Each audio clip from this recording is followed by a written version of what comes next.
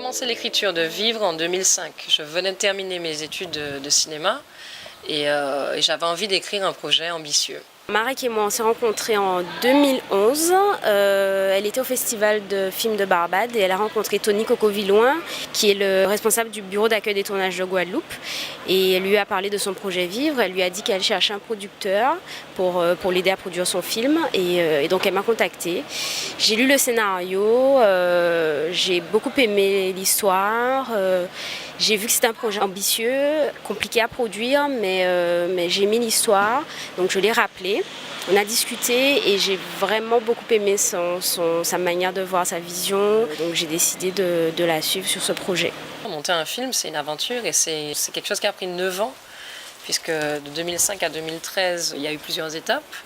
On a mis 3 ans à trouver le budget. La collaboration s'est très bien passée dans la mesure où je ne connaissais quasiment aucun membre de l'équipe.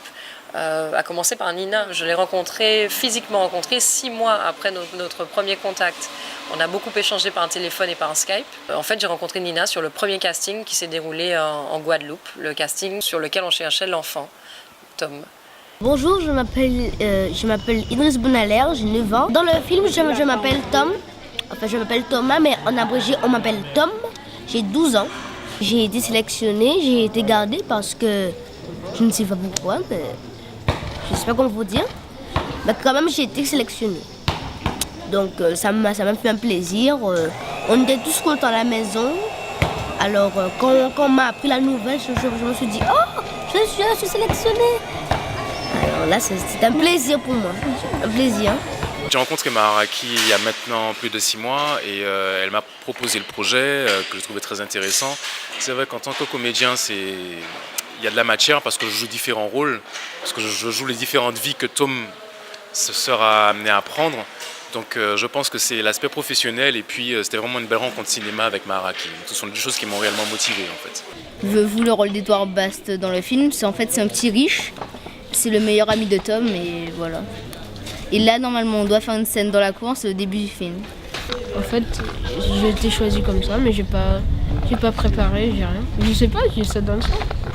On a répété beaucoup de fois, mais à la fin, on s'habituait et c'était hyper bien.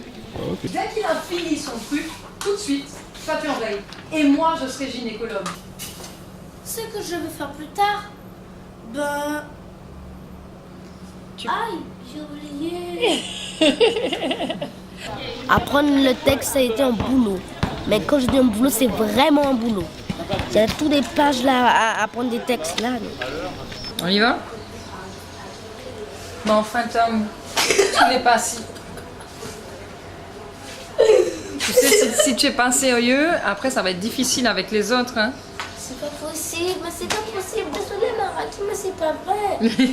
C'est pas un jour de chance. C'est pas une question de jour de chance, c'est parce que tu n'es pas sérieux. On fait une pause. Oui, il y a du Red Bull.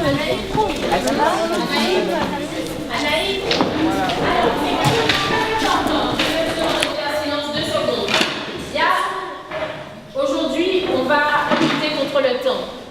C'est-à-dire que les choses doivent se faire à des temps précis, à une heure précise. Donc il ne faut pas se disperser. Quand on vous dit quelque chose, il faut réagir tout de suite. Si on vous dit déposez vos affaires, vous déposez vos affaires. On ne reste pas trop longtemps à... Voilà. Donc là, ce que je vais vous demander, c'est vous déposez vos affaires ici. On va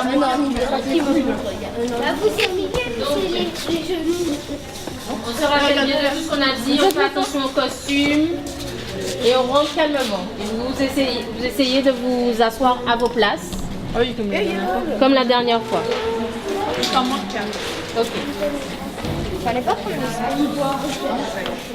T'as pas pris le sac? Dis-moi quelque chose. Bonjour. Non, c'est le kilo, ça? Le 4 kilos. L'école de Valencia.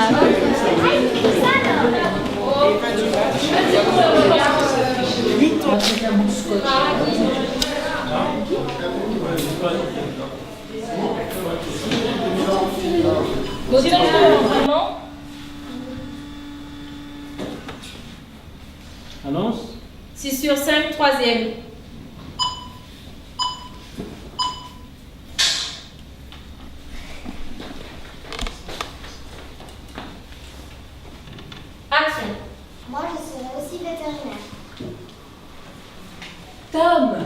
Tu es avec nous? Alors, qu'est-ce que tu voudrais faire plus tard? Ce que je voudrais faire plus tard.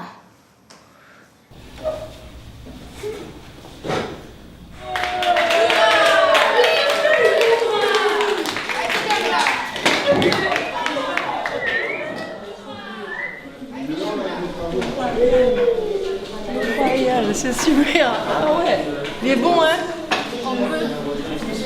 C'est la partie. Ça va? La première journée de tournage, c'était super. On était tous présents. Ça s'est bien passé, mais impec. Je me suis bien amusée. Je suis assez confiante quand même, on a fait pas mal de belles choses. Le petit a super bien joué. Et là, il nous reste surtout des réactions. Non, c'est dans l'ensemble, c'est exactement les plans du découpage, donc c'est incroyable. C'est super. Moi, ça fait déjà 1 an que j'ai lu le scénario. Jusqu'ici, tout va bien parce qu'on tourne vraiment ce que la réalisatrice avait décidé qu'on devait tourner. Et donc, ça laisse présager de très belles choses, un très beau court-métrage. Et que la réalisatrice est contente, c'est ça? C'est ça. Il faut qu'elle soit contente. Elle est contente, on est content aussi.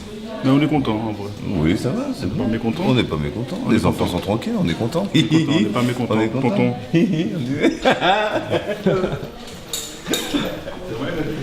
Oh Thierry, comment ça a été pour toi la matinée? Dans la poche. Maraki, c'est quelqu'un de très exigeant. Elle sait parfaitement ce qu'elle veut. Après, moi, en tant que productrice, je dois suivre, mais en même temps, je dois essayer de la raisonner sur certaines choses. Elle me fait part de ses envies, de ses exigences, et moi, je lui dis ce qui est possible de faire ou pas. Voilà, donc pour l'instant ça se passe bien, comme sur tous les tournages, il y a des jours difficiles, il y a des jours heureux, enfin, bon, mais globalement tout se passe bien. Dans tous les projets que je monte, j'ai des idées très claires sur ce que je veux, tant aux costumes, aux accessoires, à la déco. Donc j'ai travaillé avec ce que j'appelle des visuels, j'ai fait beaucoup de recherches. Et avec ces visuels, en fait, j'ai eu des réunions de travail avec chaque département. Et on est allé dans le détail, dans mes propositions, mais aussi dans les propositions qu'il ou elle faisait. On a tourné la partie Guadeloupe avant. Tout ce qui a trait à Tom enfant a été tourné en amont. Et ce qu'il fallait faire en fait, c'était de concentrer toute l'émotion d'Idriss liée à ce que Vincent va personnifier dans le futur. Ça c'est particulier puisque d'une scène à une autre, on doit changer de mode de vie. Et c'est pas forcément, ça se suit pas forcément au niveau chronologique. Je pense qu'à chaque fois, il faut essayer de faire le vide et puis essayer de se mettre à la place du personnage, quoi. Et puis essayer de se dire comment on serait à cet âge-là ou peut-être comment on ne serait pas. Mais bon, voilà, c'est essayer d'être le plus sincère possible. On va essayer de dire ça comme ça.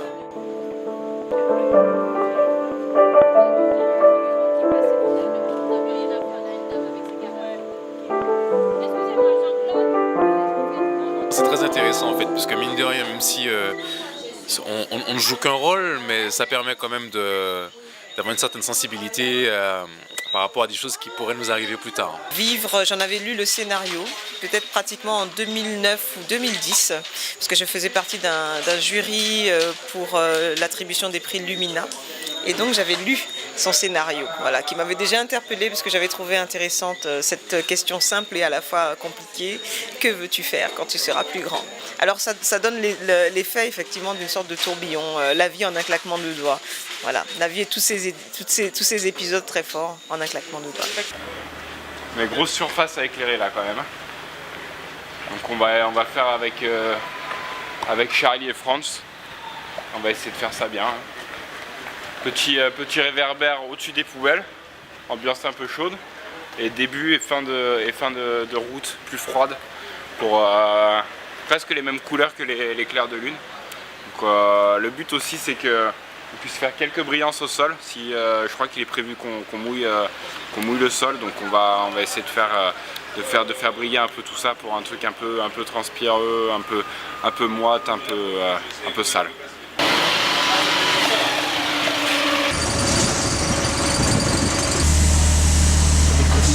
Non, du tout.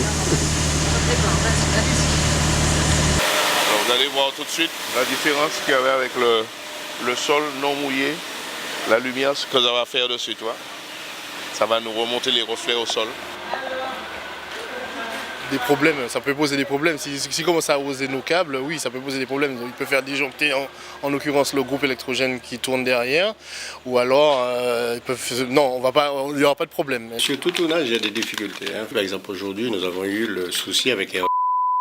Nous a fait perdre la journée, presque toute la journée, parce qu'en fait, au sein de leur organisation interne, ils n'ont pas fait le travail qu'il fallait de circulation de l'information. Et quand c'est monté au niveau hiérarchique, le directeur a dit qu'il n'était pas au courant, par conséquent, il ne pouvait pas donner une autorisation de tournage, ce qui fait qu'on a perdu ce décor. On devait commencer à 10h, on a commencé à tourner, il était 16h. Ce qui fait qu'on a perdu toute la journée, on n'a pas eu les séquences qu'on voulait, l'esthétique du film. Je trouve ça dommage que les décisions ne peuvent pas se prendre de manière catégorique pour qu'on puisse travailler dans ce pays de manière efficace, quoi.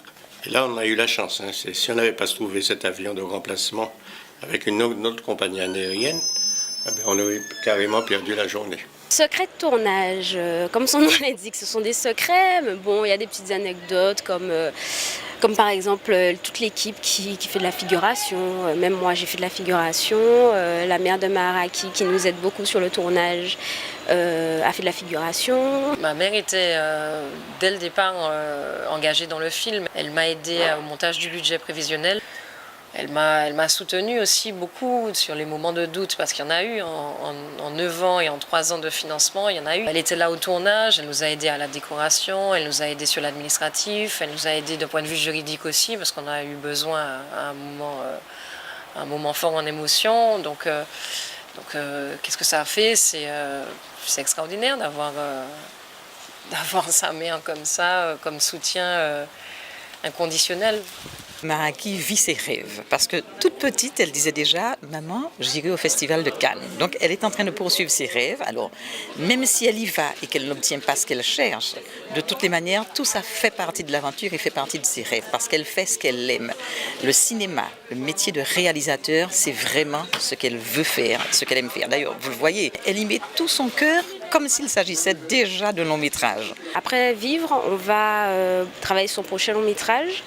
Le projet est encore en écriture, donc c'est le début, mais on préfère finir ce gros projet, Vivre.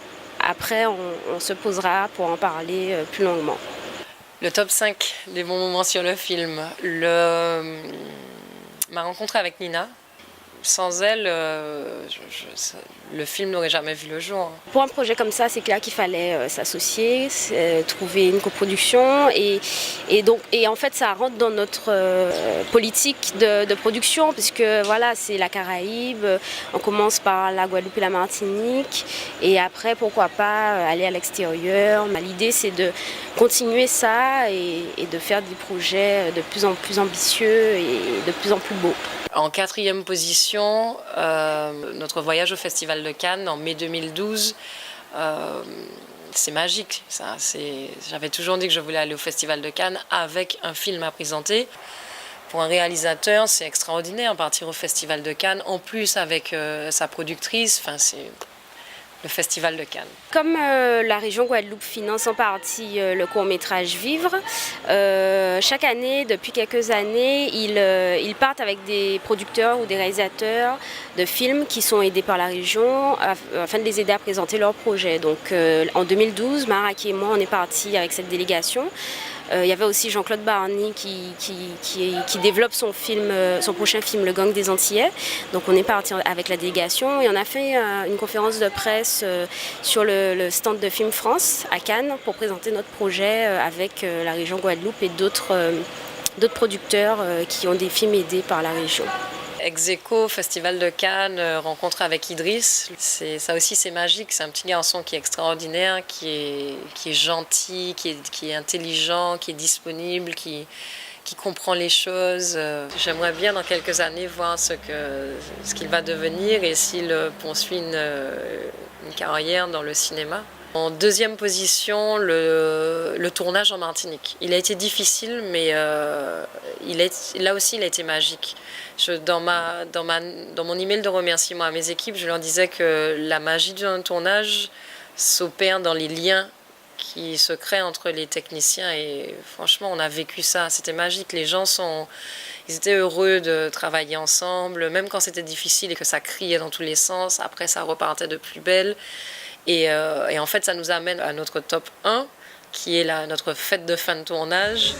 On a eu une super fête de fin de tournage. Je pense que si la fête de fin de tournage était à la hauteur de ce qu'on a vécu sur le plateau, on a fait un bon film.